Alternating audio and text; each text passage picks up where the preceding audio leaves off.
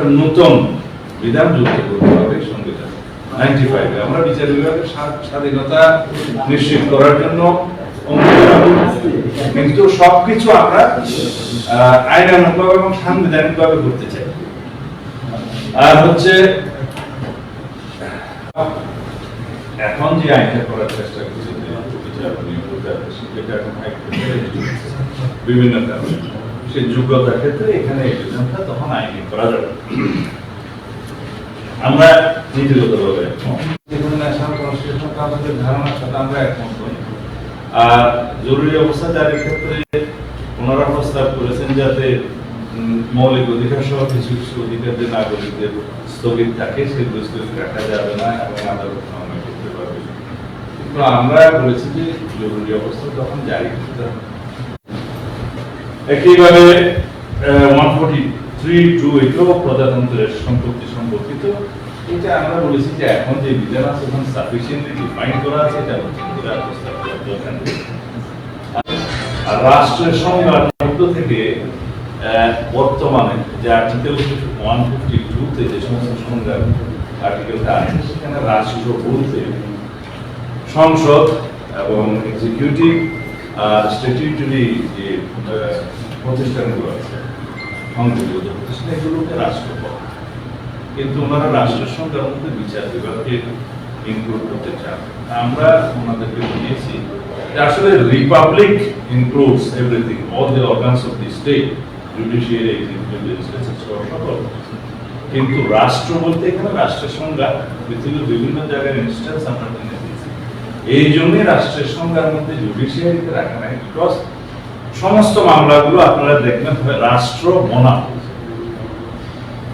বনাম অথবা রাষ্ট্র আরেকজন শুরু করে সুড এবং ক্যান বি সুড। তো এইখানে যদি রাষ্ট্র তাহলে এখানে এইটা দিয়ে রাষ্ট্রের তেমন কোনো পরিবর্তন হবে এমন কিছু নয়। সুতরাং সংজ্ঞার ক্ষেত্রে আমরা এখনো ওনাদের সাথে আলোচনা করেছি। এই হচ্ছে সংবিধান সম্পর্কিত আমাদের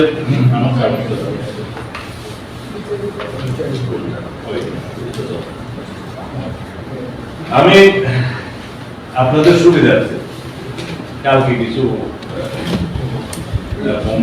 করে কিছু জিনিস কোনটা আপনারা প্রায় সময় জিনিস করতে কতগুলো একমত বলেন না, আসলে কোন কোন বিষয়ে একমত হয়েছে সেই সমস্ত বিষয়ে অনেক আপনারা যদি জিজ্ঞেস করতেন যে কি কি বিষয়ে দ্বিমত হয়েছেন সেটা সুবিধা হবে, কারণ আমরা অধিকাংশ ক্ষেত্রে একমত হয়েছি। এখন কিছু কিছু বিষয় আছে যে আরো বিচার বিশ্লেষণ করতে হবে। যেমন আমি প্রথম থেকে বলি, বেশি সময় নিতে পারবো না আজকে। যেমন প্রিয়াম্বলের ক্ষেত্রে সংবিধান যেহেতু আজকে এখন ইমপ্লোজ করতেছি এরপর অন্য বিষয় নিয়ে প্রিয়াম্বলের ক্ষেত্রে আমরা বলেছি পঞ্চম সংশোধনীতে যা হয়েছে তা অর্থাৎ পঞ্চম সংশোধনী তো ওনারা এখন আমাদেরকে সেটা দেননি। এখন এখানে ওনারা যে বলেছেন যে সাম্য মানবিক মর্যাদা সামাজিক সুবিধা ইনক্লুড করা যায় না, হচ্ছে খুবই যায়, এটা আমরা নেব। আর প্রজাতন্ত্রের ভাগে রাষ্ট্রের নাম পরিবর্তনের ক্ষেত্রে নাগরিকতন্ত্র সেটা ওনারা বলছেন এটা আমাদের কোনো স্ট্রং পজিশন না, সেটা আমরা মনে করি।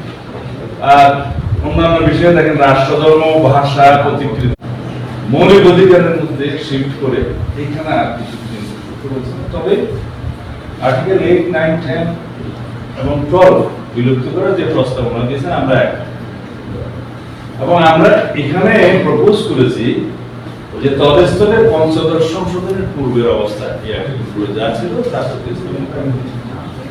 আর ওনারা মৌলিক অধিকারের এখানে যেহেতু ধর্ম নিরপেক্ষতাবাদ ইত্যাদি ওনারা ডিলিট করার মতামত দিয়েছেন, আমরা সেটার সাথে একমত।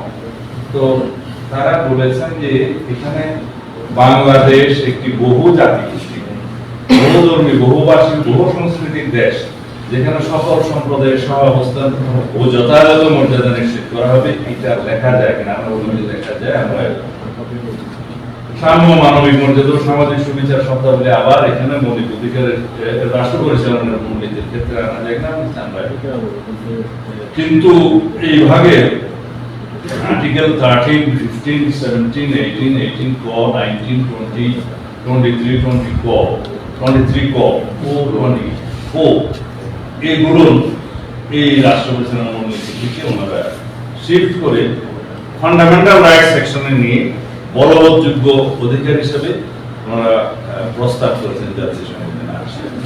এইখানে আমাদের যুক্তি ছিল যে আসলে রাষ্ট্র পরিচালনার মূলনীতি যেগুলো আছে সেগুলো যদি সমস্ত কিছু ফান্ডামেন্টাল রাইট সেকশন ক্ষেত্রে যে সমস্ত বিষয়াদি এখানে উল্লেখ আছে এগুলো সবগুলো যদি বলবৎযোগ্য ফান্ডামেন্টাল রাইটস এর অধিকারের মধ্যে নিয়ে আসি তাহলে পরে রাষ্ট্রের অর্থনৈতিক সামাজিক এবং কালচারাল যে সমস্ত রাইট গুলো থাকে আর মানুষের cultural social and economic rights যেগুলো আছে এগুলো রাষ্ট্রের এফিসিয়েন্সি এবং আর্থিক সক্ষমতার উপর নির্ভর করে।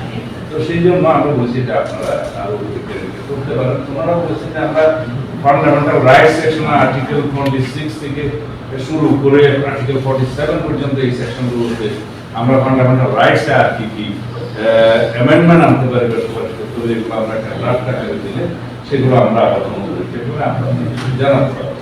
এই বিষয়ে এইটুকু একমত হয়েছে। আমি সবাই বিষয়টা টেকনিক্যালি আসলে হচ্ছে কর্তৃত্বের মধ্যে সবাই বিচারে সেটা আগে দিলেন যা আছে তাই এখানে একমত নয়। আর রাষ্ট্রপতির ক্ষমতা বৃদ্ধির জন্য আমরা গতবার বলেছি যে আর্টিকেল 48 সাবসেকশন 3 পর একটা নতুন আর্টিকেল আমরা প্রপোজ করব যেখানে রাষ্ট্রপতির হাতে কি কি ক্ষমতা অর্পণ করা যায়। আমাদের দলের অবস্থান সেটা আমরা আগে বলেছি যে পরপর 2 বারের বেশি কোনো ব্যক্তি প্রধানমন্ত্রী থাকবেন না, অর্থাৎ তারপরে গ্যাপ দিয়ে এর পরে হতে পারে। সেখানে আমাদের যুক্তি হলো যদি আমরা ইলেকশন কমিশনকে স্বাধীন সত্তা হিসেবে কাজ করতে দেই কি ব্যক্তি সেটা আরো পরে যাতে 3টি পদে না থাকেন প্রধানমন্ত্রী, দলীয় প্রধান এবং সংসদ। এখানে যে মেজরিটি পার্টি পার্লামেন্টে একটা সংসদীয় দল হয় সেই মেজরিটি পার্টি তখন ডিসাইড করে কে প্রধানমন্ত্রী হবেন। নেসেসারিলি যে পার্টির চিফ হবেন এমন তো কথা নেই, এরকম নিশ্চিত সময় আছে, কিন্তু হওয়ার প্রভিশনটা ওপেন রাখা উচিত, অপশন রাখা উচিত। আর প্রধানমন্ত্রী যিনি হবেন এটা দেখা যায় যে পার্লামেন্টে এটা একটা ট্রেডিশন, মানে since the Inception of the political activities যে প্রধানমন্ত্রী কিন্তু সংসদ নেতা হন, কিন্তু কোন কোন দেশে সংসদ নেতাকে আলাদাও পরিচিত আছে।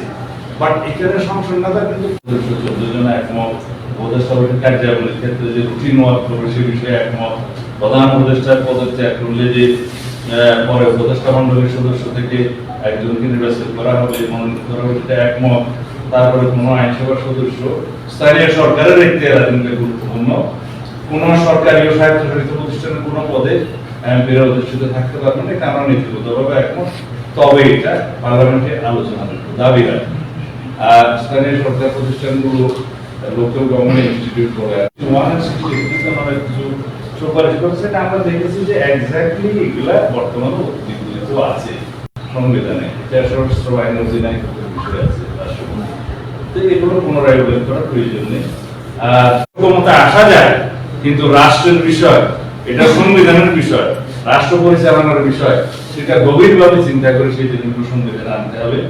আইন বিভাগের ক্ষেত্রে, আইনসভার ক্ষেত্রে আমরা তো আগেই বলেছি যে আমরা দ্বিকক্ষ সভা পার্লামেন্টে একমত, ওনারা সেটার নাম প্রস্তাব করেছেন, আমাদের প্রস্তাব থেকে নিয়ে আপার হাউসের নাম সিনেট, লোয়ার হাউসের নাম জাতীয় সংসদ, আমরা একমত। উচ্চ কক্ষের নিম্ন কক্ষের 400 আসন, তার মধ্যে 100 নারী আসন সংরক্ষিত, এটা আমাদের প্রস্তাব ছিল, এটা আমরা একমত। তবে নারী সংরক্ষিত আসনগুলোর নির্বাচন করতে 5 বছর হবে আমাদের প্রস্তাব, ওনারা 4 বছর করেছেন। আর আর্টিকেল 70 সম্পর্কে কি আজকেও বলতে হবে? আমাদের প্রস্তাব আগের মতোই আছে। আর সংসদীয় স্থায়ী কমিটির ক্ষেত্রে বিরোধী দলীয় সদস্যদেরকে আমরা স্ট্যান্ডিং কমিটির চেয়ারম্যান হওয়ার জন্য আমরা নিজেরা প্রস্তাব করেছি, ওনারা সবগুলো করতে বলছিলেন, সেটা বাস্তবায়ন করতো না। সেই কমিটিগুলো কোনটা কোনটা হবে আমরা আবার দিচ্ছি। এরপরে সংসদের উচ্চ কক্ষ 100 আসন, আমাদের প্রস্তাব ঠিক আছে, আমরা একমত, মেয়াদ 5 বছর হবে। আর হচ্ছে সংসদের উচ্চ কক্ষের ফাংশন সম্পর্কে নিম্ন কক্ষের পাশকৃত যে কোনো বিল বিষয়ে হবে না। সংবিধান সংশোধনের কিছু আর্টিকেল থাকে প্রিয়াম্বল মানে প্রস্তাবনা, তারপরে মৌলিক অধিকার ক্ষেত্রে সেকশন 8 মানে আর্টিকেল 8 এবং 48, 56 এবং আর্টিকেল 142 যেটা সংবিধান সংশোধনের বিভিন্ন উপায় বলা আছে, এইগুলো পরিবর্তন করে বর্তমানে ছিল না 15 অ্যামেন্ডমেন্টে তো গণভোট পাস করে এই যা সরকার পাস করেছিল, বাট কোর্টের বাংশন আন্তর্জাতিক চুক্তি আমরা বলেছি যে প্রতিরক্ষা চুক্তিগুলো, সামরিক চুক্তিগুলো, সেটা সংসদের উত্থাপন ক্ষেত্রে ক্লোজ সেশনটা বর্তমানে আর্টিকেল 145 সম্ভবত উল্লেখ আছে, সেই ক্ষেত্রে 145 ক সে উল্লেখ আছে, সেটা ফরওয়ার্ড করা যায়, এখানে বিস্তারিত আছে।